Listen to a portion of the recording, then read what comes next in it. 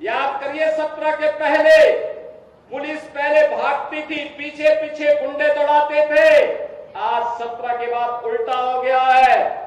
अब गुंडा और माफिया भाग रहा है, पुलिस उसको दौड़ा रही है। और अगर उसने कहीं कोई दुस्साहस किया तो फिर वहीं पे राम नाम सत्य है, यह भी तय हो जाता है।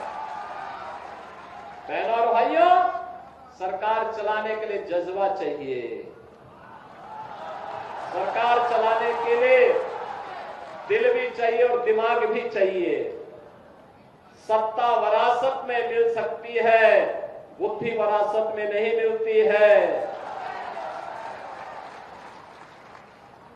दिमाग भी वरासत में नहीं मिलता है। ये जो लोग सत्ता को अपनी पपौती मानते थे, वे लोग आज समझने लग गए हैं अब उत्तर प्रदेश में कभी उनको वापस नहीं आना है, इसलिए षड्यंत्र करने का प्रयास कर रहे हैं, अराजकता पैदा करने का प्रयास कर रहे हैं।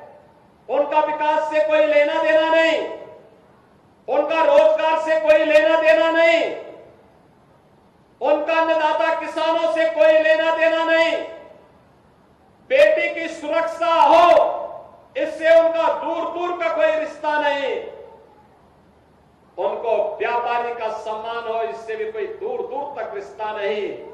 और तो आप देखते होंगे जब उनके किसी एक माफिया शागिर्द को, किसी डकैत को जो पुलिस मुठभेड़ में मारा जाता है, जब मारा जाता है तो इनकी दुखती हुई नस पर जैसे पुलिस ने उंगली रख दी हो, तब ये चिल्लाने लगते हैं।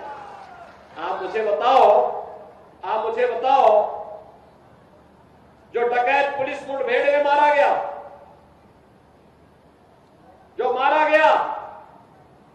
अगर वह डकैत जैसे हथियारों का प्रदर्शन करते हुए डकैती डाल रहा है, वहां ग्राहक भी बैठे हैं, ग्राहकों को खड़ा करके एक तरफ करके अगर गोली मार देता तो क्या उनकी जान को ये समाजवादी पार्टी वापस कर पाती क्या?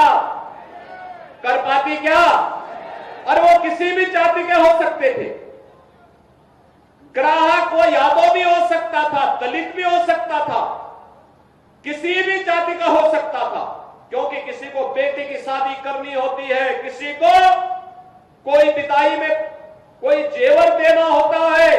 जेवर की परंपरा हमारे इतिहास का एक महत्वपूर्ण कार्य का हिस्सा है, मांगलिक और एक शुभ कर्म का हिस्सा माना जाता है। और अगर जेवर खरीदने के लिए किसी शराब और किसी सुनार के घर में व्यवसायिक प्रतिष्ठान में कोई ग्राहक गया है और उस ग्राहक के साथ लूट हो, उस व्यापारी के साथ सरेआम लूट हो, डकैती डाल करके करोड़ों रुपए की डकैती डाल दी जाए, अगर डकैत हत्या करके भाग गया और पुलिस के पास सुराग नहीं मिलती तो यही लोग बोलते देखिए साहब अराजकता है। और अगर पुलिस ने पकड़ लिया, कार्रवाई कर दी और फिर मुठभेड़ में, आपसी मुठभेड़ में डकैत मारा जा रहा है, तो समाजवादी पार्टी को बुरा लग रहा है, कह रहे साहब ये नहीं होना चाहिए था। तो क्या होना चाहिए था? पूछना चाहिए। थोड़ा पूछिए इन लोगों से क्या होना चाहिए था।